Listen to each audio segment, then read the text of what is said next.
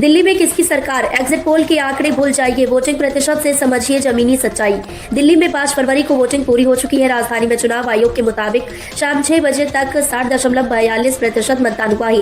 वहीं पिछली बार 62.80% मतदान हुआ था और साल 2015 में 67.12% मतदान दर्ज किया गया था। दिल्ली चुनाव में मतदान के बाद अब एक ही सवाल चर्चा में है कि आखिर मतदाताओं ने इस बार किसका खेल किया, वो भी इसलिए क्योंकि राष्ट्रीय राजधानी के मतदाताओं ने 2025 के चुनाव में जमकर मतदान किया है। चुनाव आयोग के मुताबिक शाम 6 बजे तक 60.42% मतदान हुआ है। दिल्ली में पिछली बार 62.80% मतदान हुआ था। दिल्ली में 2003, 2008, 2013 और 2015 के विधानसभा चुनावों में वोट प्रतिशत में बढ़ोतरी देखी गई थी। 2003 में 4.43%, 2008 में 4.1%, 2013 में 8% और 2015 में करीब 1.45% की बढ़ोतरी हुई थी।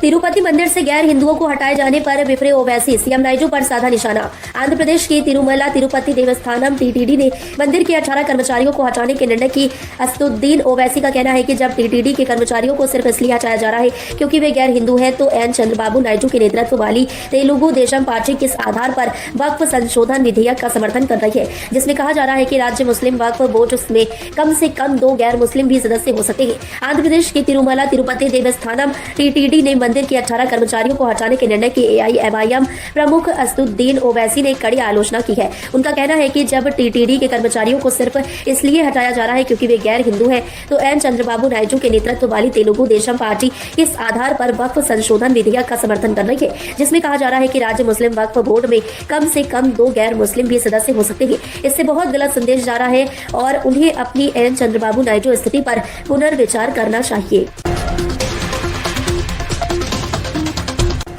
परीक्षा पे चर्चा 2025 में पीएम मोदी के साथ दीपिका पादुकोण समेत कई हस्तियां होंगी शामिल। प्रधानमंत्री नरेंद्र मोदी के लोकप्रिय कार्यक्रम परीक्षा पे चर्चा 2025 का 8वां संस्करण 10 फरवरी को दिल्ली के भारत मंडपम में आयोजित किया जाएगा। इस बार का आयोजन पहले से कहीं अधिक भव्य और आकर्षक होने वाला है।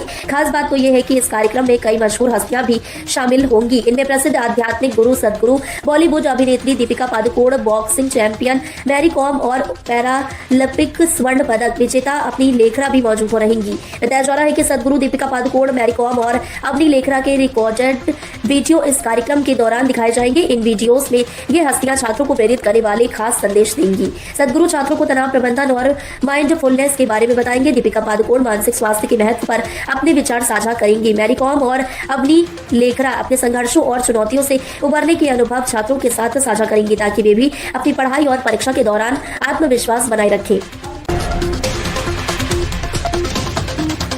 दिल्ली विधानसभा चुनाव 2025 के मतदान के बाद आज एग्जिट पोल को आम आदमी पार्टी ने सिरे से खारिज कर दिया।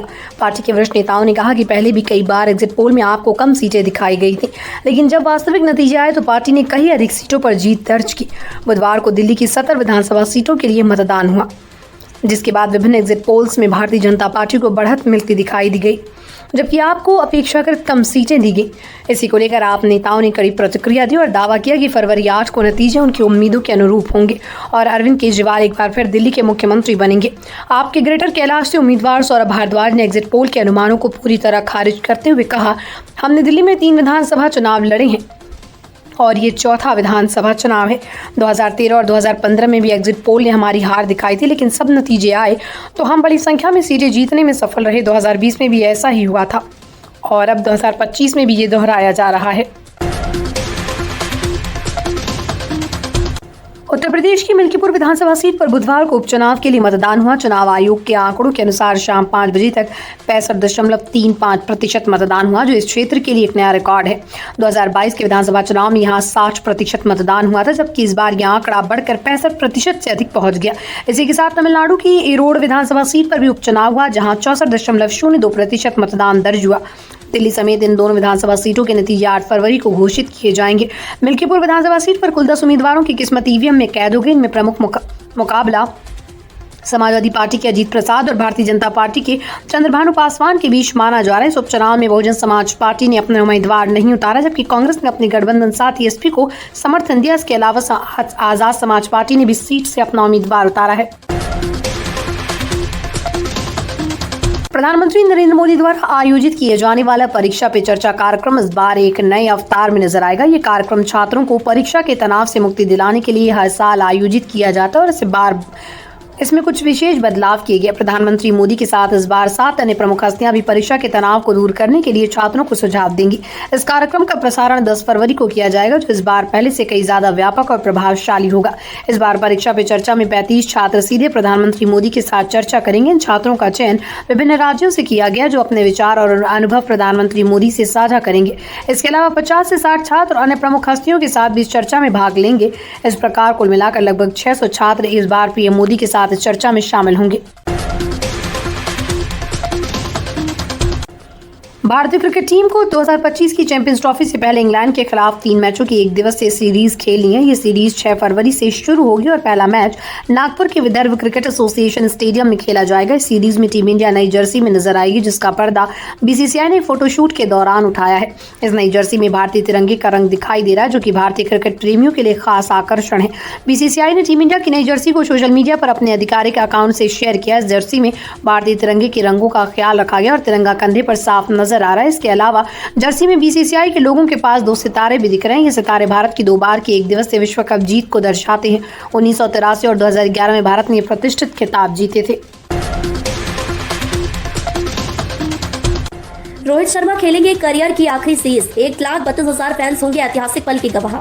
टीम इंडिया और इंग्लैंड के बीच होने वाली आगामी वनडे सीरीज कई मायनों में खास होने वाली है। यह सीरीज न सिर्फ आगामी चैंपियंस ट्रॉफी के लिए एक अभ्यास के रूप में देखी जा रही है, बल्कि इसमें कुछ खिलाड़ियों के रिकॉर्ड भी दांव पर लगे होंगे। लेकिन इस सीरीज को सबसे ज्यादा खास बनाने वाला कारण भारतीय कप्तान रोहित शर्मा हो सकते हैं। रिपोर्ट्स के मुताबिक यह सीरीज रोहित शर्मा के शानदार क्रिकेट करियर की आखिरी द्विपक्षीय वनडे सीरीज हो सकती है। हालांकि नागपुर वनडे से पहले प्रेस कॉन्फ्रेंस में रोहित शर्मा ने इस मुद्दे पर चुप्पी साध ली थी, लेकिन मीडिया रिपोर्ट्स की माने तो उनके संन्यास की खबरें सही साबित हो सकती है। अब सवाल ये उठता है कि इंग्लैंड के खिलाफ यह वनडे सीरीज रोहित शर्मा की आखिरी कैसे हो सकती है, जबकि टीम इंडिया को अभी चैंपियंस ट्रॉफी भी खेलनी है, जो वनडे फॉर्मेट में ही आयोजित होगी। दरअसल रोहित शर्मा चैंपियंस ट्रॉफी में भारतीय टीम की कप्तानी करेंगे, लेकिन वहां एक द्विपक्षीय सीरीज नहीं बल्कि एक आईसीसी टूर्नामेंट होगा। यहां कई टीमें खेलेंगी, जबकि वनडे सीरीज की बात करें तो इंग्लैंड के खिलाफ यहां उनका आखिरी द्विपक्षीय वनडे सीरीज माना जा रहा है। 1000 करोड़ी फिल्म में महेश बाबू से भिड़ेंगे प्रियंका चोपड़ा। रोल सुनकर दिमाग हिल जाएगा। यूं तो प्रियंका चोपड़ा इस वक्त भाई सिद्धार्थ की शादी में बिजी है, पर वो जिस प्रोजेक्ट पर फिलहाल काम कर रही है वो है एसएस राजामौली की SSMB 29। इस 1000 करोड़ी फिल्म का काम शुरू हो चुका है, लेकिन एक्ट्रेस इस वक्त ब्रेक पर है। जंगल एडवेंचर पिक्चर में महेश बाबू लीड रोल में है। इसी बीच प्रियंका के कैरेक्टर को लेकर दिमाग हिला देने वाला अपडेट आ गया है। साउथ इंडस्ट्री आने वाले कुछ सालों में इंडियन सिनेमा को एक नहीं कई लेवल ऊपर ले जाएगी। कई बड़ी फिल्मों पर इस वक्त काम चल रहा है। इनमें से एक है एसएस राजामौली की SSMB 29 फिल्म का 1000 करोड़ रुपए बजट बताया जा रहा है। इस जंगल एडवेंचर फिल्म में महेश बाबू के साथ प्रियंका चोपड़ा काम कर रही है। पिक्चर की शूटिंग शुरू हो चुकी है। फिलहाल एक्ट्रेस भाई की शादी को लेकर ब्रेक पर है। बॉलीवुड की डांसिंग क्वीन नोरा फतेही आज अपना 33वां जन्मदिन मना रही है। इस खास मौके पर न केवल उनके फैंस बल्कि बॉलीवुड सितारे भी सोशल मीडिया पर उन्हें शुभकामनाएं दे रहे हैं। कनाडा से आई नोरा फतेही ने अपनी मेहनत और लगन से बॉलीवुड में खास पहचान बनाई। उनका डांस और ग्लैमर वर्ल्ड में सफलता की कहानी किसी प्रेरणा से कम नहीं। नोरा फतेही का जन्म कनाडा में हुआ था, लेकिन फिल्मों के प्रति उनके जुनून ने उन्हें मुंबई का रुख करने के लिए प्रेरित किया। यहाँ आकर उन्होंने न केवल अपने अभिनय के दम पर बल्कि अपनी जबरदस्त डांसिंग स्किल्स से भी पहचान बनाई। न केवल बॉलीवुड बल्कि पूरी दुनिया में उनके डांस के फैंस हैं। उनकी खूबसूरती और डांस की शक्ति का इलाज भी दर्शकों को दीवाना बना देता है। सोशल मीडिया पर भी नोरा फतेही का जलवा खूब है। इंस्टाग्राम पर उनके 47 मिलियन से ज्यादा फॉलोअर्स हैं, जो उनके हर पोस्ट को एंजॉय करते हैं। नोरा फतेही को अपनी मेहनत और शानदार प्रस्तुति के कारण काफी प्यार मिल रहा है। उनके फैंस हर बार उनके डांस और लुक्स की सराहना करते हैं।